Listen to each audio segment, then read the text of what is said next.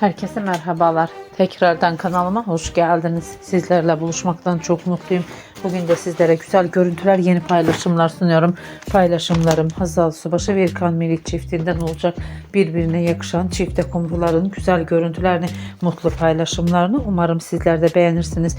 Sizlerden tek dileğim kanalıma abone olup like atmayı unutmayın. Hoşça kalın, sağlıcakla kalın arkadaşlar.